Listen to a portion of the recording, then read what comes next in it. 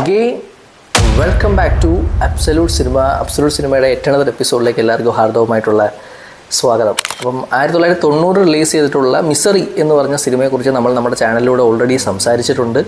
അപ്പം ആ ഒരു സിനിമയെക്കുറിച്ച് സംസാരിക്കുന്ന സമയത്ത് ഞാൻ പറഞ്ഞിട്ടുണ്ടായിരുന്നു, ഇതേ ഒരു കഥാതന്തു പ്രധാനമായിട്ടും വരുന്ന ഒട്ടനവധി സിനിമകൾ ലോക സിനിമയിൽ ഇറങ്ങിയിട്ടുണ്ട് എന്നിങ്ങനെ ഞാൻ അഭിപ്രായം പറഞ്ഞിട്ടുണ്ടായിരുന്നു. അപ്പം അത്തരത്തിലുള്ള ഒരു സിനിമയാണ് ഇന്ന് നമ്മൾ സംസാരിക്കാൻ പോകുന്നത്. സിനിമയുടെ പേര് ബെർലിൻ സിൻഡ്രം. 2017 ചിത്രം റിലീസ് ചെയ്തിട്ടുള്ളത്. ഇതൊരു ലേഡി സംവിധായകയായിട്ടുള്ള കേറ്റ് ഷോർലാൻഡാണ് ചിത്രം സംവിധാനം ചെയ്തിട്ടുള്ളത്. അപ്പം ഈ സിനിമയെക്കുറിച്ച് സംസാരിക്കാനാണെന്നുണ്ടെങ്കിൽ വളരെ അവിചാരിതമായിട്ടാണ് ഈ ഒരു സിനിമ ഞാൻ കാണുന്നത്. കാരണം ഒരു ലിസ്റ്റ് ഓഫ് മൂവീസ് എനിക്ക് കിട്ടുകയുണ്ടായി. അപ്പം അതിങ്ങനെ കണ്ടുകൊണ്ടിരിക്കുകയാണ്. അപ്പോൾ അതിൻ്റെ ജോണറൊന്നും എനിക്ക് കൃത്യമായിട്ട് അറിയില്ല, ഏത് ജോണറുള്ള സിനിമയാണ് അല്ലെങ്കിൽ ആരാണ് സംവിധാനം ചെയ്തിട്ടുള്ളതെന്നും അറിയില്ല. നല്ല സിനിമകളെന്ന് പറഞ്ഞ് ഒരു 10-100ഓളം മൂവി ലിസ്റ്റ് എനിക്ക് കിട്ടി. അങ്ങനെ 1 by 1 ആയിട്ട് ഇങ്ങനെ കണ്ടുകൊണ്ടിരിക്കുകയാണ്. അപ്പോൾ അത്തരത്തിൽ കണ്ടുകൊണ്ടിരുന്നപ്പോൾ കിട്ടിയിട്ടുള്ളൊരു ജെം ഓഫ് എ മൂവിയാണ് എനിക്ക് ബെർലിൻ സിൻഡ്രോം എന്ന് പറയുന്ന സിനിമ. ഇത് കണ്ടുകൊണ്ടിരിക്കുമ്പോൾ ഭയങ്കര എക്സൈറ്റിംഗ് ആയിരുന്നു. കാരണം ഈ സിനിമ കണ്ടുകൊണ്ടിരുന്നപ്പോൾ ഞാൻ വിചാരിച്ചത് ഇതൊരു പ്രണയകഥ അല്ലെങ്കിൽ ആ ഒരു ട്രാക്കാണെന്നാണ് ഞാൻ കരുതുന്നത്. പിന്നീട് ഇതൊരു സൈക്കോ പരിപാടിയിലേക്ക് മാറിയപ്പോഴത്തേക്കും എനിക്ക് ഭയങ്കര ഇൻട്രസ്റ്റിംഗ്. കാരണം അത്തരത്തിലുള്ള സിനിമകൾ എനിക്ക് വ്യക്തിപരമായിട്ട് കാണാൻ ഭയങ്കര താല്പര്യമാണ്. അപ്പോൾ മിസറി പോലുള്ള സിനിമകൾ ആ ഒരു ത്രില്ലർ ജോണർ ഉണ്ടല്ലോ, അതായത് ഒരു റൂമിനകത്ത് ഒരു ക്ലാസ്ട്രോഫോബിക് സിറ്റുവേഷനിൽ ഒരാൾ പെടുന്നു, അയാൾ എസ്കേപ്പ് ചെയ്യാൻ ശ്രമിക്കുന്നു. അത്തരത്തിലുള്ള സിനിമകൾ വ്യക്തിപരമായിട്ട് ഞാൻ ഭയങ്കരമായിട്ട് എൻജോയ് ചെയ്യാറുണ്ട്. അപ്പോൾ ആ ഒരു കാറ്റഗറിയിലാണ് ഇപ്പോൾ ഒരു സൈക്കോ പരിപാടി കൂടെ വന്നപ്പോഴത്തേക്കും ഭയങ്കര എൻഗേജിങ് ആയിട്ട് ഞാൻ കണ്ടിട്ടുള്ള ഒരു സിനിമയാണ് ബെർലിൻ സിൻഡ്രോം എന്ന് പറയുന്നത്. സിനിമയുടെ കഥാഗതിയിലേക്ക് വന്നു കഴിഞ്ഞാൽ നമ്മുടെ കഥാനായിക ജർമ്മനിയിലേക്ക് പോകാനായിട്ട് തയ്യാറെടുത്ത് നിൽക്കുന്ന ഒരു പെൺകുട്ടിയാണ്. ക്ലെയർ ഹേവൽ എന്നാണ് നമ്മുടെ നായികയുടെ പേര് സിനിമയിൽ. അപ്പോൾ പെൺകുട്ടി ഒരു ഫോട്ടോഗ്രാഫറാണ്. അവർ ജർമ്മനിയിലേക്ക് പോകാനായിട്ട് തയ്യാറായിട്ട് നിൽക്കുകയാണ്. അപ്പം കഥ നടക്കുന്നത് ഓസ്ട്രേലിയയിലാണ്. അപ്പോൾ അവിടെ വെച്ച് നമ്മുടെ നായിക കണ്ടുമുട്ടുകയാണ്. നായകൻ്റെ ഒരു അധ്യാപകൻ കൂടിയാണ്. അപ്പം വളരെ നല്ല രീതിയിൽ പെരുമാറുന്ന നല്ല സുന്ദരനായിട്ടുള്ള വെൽ എഡ്യൂക്കേറ്റഡ് ആയിട്ടുള്ള ഒരു മനുഷ്യനാണ് നമ്മുടെ കഥാനായകൻ. അപ്പം സ്വാഭാവികമായിട്ടും ഈ നായിക അങ്ങോട്ടും ഇങ്ങോട്ടും പരിചയപ്പെട്ട് അവർ തങ്ങളിലൊരു സൗഹൃദമുണ്ടായി. ആ സൗഹൃദത്തിനൊടുവിൽ ഈ നായികയ്ക്ക് നമ്മുടെ നായകനോടൊരു ക്രഷൊക്കെ തോന്നും, സ്വാഭാവികമാണ്. അങ്ങനെ തോന്നി ഒരു ദിവസത്തേക്ക് തൻ്റെ വീട്ടിലേക്ക് നമ്മുടെ നായിക ക്ഷണിക്കുകയാണ്. അന്നത്തെ രാത്രി തൻ്റെ വീട്ടിൽ തങ്ങാം എന്നുള്ള രീതിയിൽ വിളിക്കുകയും ആ വീട്ടിലേക്ക് നമ്മുടെ നായിക പോവുകയും ആ ഒരു അപ്പാർട്ട്മെൻറ്റിലേക്ക് പോയി ഈ നായിക വീടിനകത്തേക്ക് കയറി നായകൻ കഥ അടയ്ക്കുന്നു.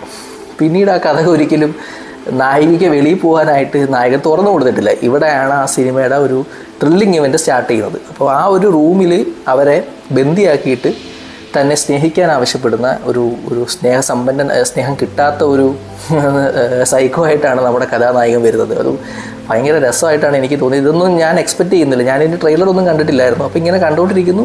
എനിക്ക് ഒരു അസ്വാഭാവികതയും തോന്നിയില്ല, അല്ലെങ്കിൽ ഞാൻ കാണാൻ പോകുന്ന ത്രില്ലർ സിനിമയാണെന്നുള്ളൊരു ബോധ്യം എനിക്കില്ലായിരുന്നു. അവർ ആ റൂമിനകത്തേക്ക് കയറുമ്പോൾ ഞാൻ സ്വാഭാവികമായിട്ടും ഒരു റൊമാൻറ്റിക് പരിപാടിയാണെന്നാണ് ഞാൻ കരുതിയത്. പക്ഷേ നേരം വെളുത്തതിന് ശേഷം നമ്മുടെ നായകനെ കാണുന്നില്ല വീട്ടിൽ. അപ്പോൾ നായിക ചുറ്റുപാടൊക്കെ നോക്കുന്നുണ്ട്, പക്ഷെ നായകൻ ഇല്ല അവിടെ. അപ്പം അദ്ദേഹം അധ്യാപകനാണെന്നുള്ളത് ഓൾറെഡി അറിയാം. അപ്പം തന്നെ ഉണർത്തണ്ടെന്ന് കരുതി പാവം പിടിച്ച നമ്മുടെ നായകൻ ജോലിക്ക് പോയി കാണുമെന്നാണ് നമ്മുടെ നായിക കരുതിയത്. അപ്പോൾ വീടാകെ ഒന്ന് അവർ നോക്കുമ്പോഴത്തേക്കും അവർക്ക് മനസ്സിലായ കാര്യമെന്ന് വെച്ച് കഴിഞ്ഞാൽ പുറത്തേക്ക് പോകാനുള്ള എല്ലാ വഴിയും ക്ലോസ്ഡാണ്. ഈവൻ ജനൽ പോലും പുറത്ത് നിന്ന് ഒരാൾക്ക് ശ്രദ്ധിക്കാൻ പറ്റാത്ത രീതിയിൽ ക്ലോസ് ചെയ്ത് വെച്ചിരിക്കുകയാണ്. അപ്പം ഇവർക്ക് പതുക്കെ എന്തോ സ്പെല്ലിംഗ് മിസ്റ്റേക്ക് ഇങ്ങനെ മണത്തു തുടങ്ങി. അപ്പോൾ അവർ വീട് കുറച്ചും കൂടി സീരിയസ് ആയിട്ട് നോക്കാൻ തുടങ്ങി. ആ വീട്ടിനകത്തെ പരിപാടികളൊക്കെ ഒന്നും കൂടെ നോക്കാൻ തുടങ്ങിയപ്പോഴത്തേക്കും ഇവർക്ക് മനസ്സിലായി തൻ്റെ ഫോൺ കാണുന്നില്ല, അല്ലെങ്കിൽ പുറത്തേക്ക് പോകാനുള്ള എല്ലാ മാർഗ്ഗങ്ങളും ഒരാൾ നിർബന്ധ ബുദ്ധിയോടുകൂടി അടച്ചിരിക്കുന്നു എന്ന് ഇവർക്ക് മനസ്സിലാകുന്നൊരു മൊമെൻറ്റിലാണ് ഇവരെ ട്രാപ്പ് ചെയ്തിരിക്കുന്നു ആ റൂമിലേക്ക് എന്ന് ഇവർക്ക് മനസ്സിലാവുന്നത്. പിന്നെയും വളരെ ഡീപ്പായിട്ട് അവർ താമസിക്കുന്ന മുറി ഒന്ന് പരിശോധിക്കുമ്പോഴാണ് ആ പെൺകുട്ടിയല്ല, അല്ലെങ്കിൽ നമ്മുടെ കഥാനായികയല്ല ആദ്യമായിട്ട് അത്തരത്തിൽ ആ റൂമിൽ അടയ്ക്കപ്പെട്ട പെൺകുട്ടി എന്ന് അവർക്ക് മനസ്സിലാവുന്നത്. അവിടം തൊട്ട് ഒരു സൈക്കോ പരിപാടി അല്ലെങ്കിൽ സൈക്കോളജിക്കൽ ത്രില്ലറിലേക്ക് ആ ജോണർ ഷിഫ്റ്റ് ഉണ്ടായപ്പോഴത്തേക്ക് എനിക്കുണ്ടായിട്ടുള്ള എക്സൈറ്റ്മെൻറ്റ് എനിക്ക് പറഞ്ഞറിയിക്കാൻ സാധിക്കില്ല. കാരണം ഒരു റൊമാൻറ്റിക് സിനിമയാണല്ലോ എന്ന് പറഞ്ഞ് ഇങ്ങനെ കണ്ടിട്ട് പെട്ടെന്നൊരു ഷിഫ്റ്റ്, അത് എൻ്റെ ഫേവറേറ്റ് ജോണറിലേക്ക് മാറിയപ്പോഴത്തേക്കും പിന്നീട് ആ സിനിമ കാണാൻ ഭയങ്കര ക്യൂരിയോസിറ്റി ഉണ്ടാകാൻ തുടങ്ങി. അങ്ങനെ ഇരുന്ന് കണ്ടിട്ടുള്ള സിനിമയാണ് ബെർലിൻ സിൻഡ്രോം.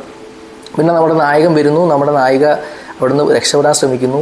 നായകന് മനസ്സിലായി, ഇവർക്ക് കാര്യങ്ങളൊക്കെ മനസ്സിലായി. പിന്നെ നായകൻ എങ്ങോട്ടോ വിടുന്നു. നായകൻ പിന്നെ അവളെ അവിടെ തൻ്റെ അടിമയാക്കി, തന്നെ സ്നേഹിക്കാൻ മാത്രമുള്ള ഒരു അടിമയാക്കി ആ റൂമിൽ നിന്നും വെളിയിലേക്ക് വിടാതെ തന്നെ സ്നേഹിക്കുക. ഇതാണ് നമ്മുടെ നായകൻ നമ്മുടെ നായികയ്ക്ക് കൊടുത്തിട്ടുള്ള ദൗത്യം. അപ്പം അവിടുന്ന് രക്ഷപ്പെടാനായിട്ട് ശ്രമിക്കുന്ന നായികയുടെ രക്ഷാപ്രവർത്തന മാർഗ്ഗങ്ങളാണ് സിനിമ പിന്നെ സംസാരിക്കുക. സ്വാഭാവികമായിട്ട് ഇത്തരത്തിലുള്ളൊരു സിറ്റുവേഷൻ വരുമ്പോഴത്തേക്ക് ആ ഒരു വീട്ടിൽ നിന്ന് ഇവരെങ്ങനെ രക്ഷപ്പെടാൻ ശ്രമിക്കുമെന്നായിരിക്കുമല്ലോ നമ്മളിങ്ങനെ ചിന്തിക്കുന്നത്. അത് വളരെ നല്ല രീതിയിലാണ് അവരത് ആ ഒരു രക്ഷപ്പെടാൻ ശ്രമിക്കുന്ന മാർഗ്ഗങ്ങളും പരിപാടികളൊക്കെ നല്ല രീതിയിലാണ് സിനിമ ഷൂട്ട് ചെയ്ത് വെച്ചിട്ടുള്ളത്. മൊത്തത്തിൽ നല്ലൊരു ത്രില്ലിംഗ് ആയിട്ടുള്ള ഒരു അനുഭവമാണ് വ്യക്തിപരമായിട്ട് സിനിമ കണ്ടുകൊണ്ടിരിക്കുമ്പോൾ എനിക്ക് തോന്നിയിട്ടുള്ളത്. ഇതിനകത്ത് 2 കഥാപാത്രങ്ങളാണ് പ്രധാനമായിട്ടും ഉള്ളത്. 2 കഥാപാത്രങ്ങൾ മാത്രമാണ് ഈ ഒരു സിനിമ ചുരുങ്ങിയിട്ടുള്ളത്. അതുകൊണ്ട് തന്നെ ഒരു ലിമിറ്റഡ് ആയിട്ടുള്ള ഒരു വീട് അല്ലെങ്കിൽ ഒരു അപ്പാർട്ട്മെൻറ്റിനെ മാത്രം ബേസ് ചെയ്തിട്ട് ഈ നായകൻ ജോലിക്ക് വരുന്നു, ഈ നായിക ഇവിടുന്ന് രക്ഷപ്പെടാൻ വേണ്ടിയുള്ള ഐഡിയാസ് ചിന്തിക്കുന്നു, ഇവൻ്റെ ദൈനംദിന ജീവിതം കൃത്യമായിട്ട് അവൾ നിരീക്ഷിക്കുന്നു. അങ്ങോട്ടും ഇങ്ങോട്ടും അവിടുന്ന് പിടിക്കപ്പെടാതിരിക്കുക അല്ലെങ്കിൽ നമ്മുടെ കഥാനായിക പുറത്തു പോകാതിരിക്കാൻ കഥാനായകൻ ശ്രമിക്കുന്നു, എങ്ങനെയെങ്കിലും പുറത്തു പോയി രക്ഷപ്പെടാൻ ശ്രമിക്കുന്ന കഥാനായിക. അപ്പോൾ ആ ഒരു പരിപാടിയാണ്. പിന്നെ അതിൽ എൻഡ് ഓഫ് ദി ഡേ ആര് ജയിക്കും, എങ്ങനെ ആയിരിക്കും, അല്ലെങ്കിൽ ഇവർ പുറത്തേക്ക് പോകാൻ ശ്രമിക്കുക തുടങ്ങിയ ചോദ്യങ്ങൾക്കെല്ലാം ഉള്ള ഉത്തരം സിനിമ ക്ലൈമാക്സിൽ തരുന്നുണ്ട്. അപ്പോൾ എനിക്കൊരു നല്ല ഒരു എക്സ്പീരിയൻസ് ആയിരുന്നു വ്യക്തിപരമായിട്ടും ഈ ഒരു സിനിമ തന്നിട്ടുള്ളത്. ഇതൊരു 2012 എഴുതപ്പെട്ടൊരു നോവലിനെ ബേസ് ചെയ്തിട്ടാണ് ഈ ഒരു സിനിമ എടുത്തിട്ടുള്ളത് എന്നുള്ളത് പിന്നീട് ഞാൻ ഈ സിനിമയെക്കുറിച്ച് ബ്രൗസ് ചെയ്ത് നോക്കിയപ്പോഴാണ് മനസ്സിലായത്. പക്ഷേ നല്ലൊരു സിനിമ അനുഭവമാണ്, നല്ലൊരു ത്രില്ലിംഗ് ആയിട്ടുള്ള ഒരു സിനിമയായിട്ടാണ് എനിക്ക് തോന്നിയിട്ടുള്ളത്. ത്രില്ലർ സിനിമകൾ കാണാൻ താല്പര്യമുള്ള ഒരാളാണ് നിങ്ങളെന്നുണ്ടെങ്കിൽ നിങ്ങൾക്ക് ഡെഫിനറ്റായിട്ടും വർക്കാവാൻ പോകുന്ന ഒരു സിനിമയാണ്. നിങ്ങൾ കണ്ടിട്ടില്ല എന്നുണ്ടെങ്കിൽ നിങ്ങൾ തീർച്ചയായിട്ടും കാണണം. ഇത്തരത്തിലുള്ള ഒരു കാസ്ട്രോഫോബിക് ഒരു സ്ഥലത്ത് മാത്രം ഒരാളെ ലോക്ക് ചെയ്താൽ രക്ഷപ്പെടാൻ ശ്രമിക്കുന്ന കാറ്റഗറി ഓഫ് മൂവീസ് ഒരുപാടുണ്ട്, ഒത്തിരി സിനിമകളുണ്ട്. ഇതൊരു ചെറിയൊരു എക്സാമ്പിളാണ്. ഇതിൻ്റെ എല്ലാം കാതലെന്ന് പറയുന്നത് മിസറി ആയിട്ടാണ് ഞാൻ കണക്കാക്കുന്നത്. അല്ലാന്നുണ്ടെങ്കിൽ നിങ്ങൾക്ക് തിരുത്താൻ തന്നെ. അപ്പം അത്തരത്തിലുള്ളൊരു സിനിമ കൂടിയാണ് ഇത്. മിസറി നിങ്ങൾക്ക് ഇഷ്ടപ്പെട്ടിട്ടുണ്ടെങ്കിൽ തീർച്ചയായിട്ടും ഈ ഒരു സിനിമയെ നിങ്ങൾക്ക് ഇഷ്ടപ്പെടാനുള്ള എല്ലാ സാധ്യതയുണ്ട്. ഇപ്പോൾ കാണാൻ താല്പര്യമുള്ളവരൊക്കെ ഈ സിനിമയൊന്ന് കണ്ടു നോക്കുക, അതൊന്ന് അഭിപ്രായം അറിയിക്കുക. മറ്റൊരു സിനിമയുടെ വിശേഷങ്ങളുമായി അടുത്തൊരു വീഡിയോ ആയിട്ട് വരുന്നവരേക്കും this is me Rohit signing off. You are watching absolute cinema. Bye-bye.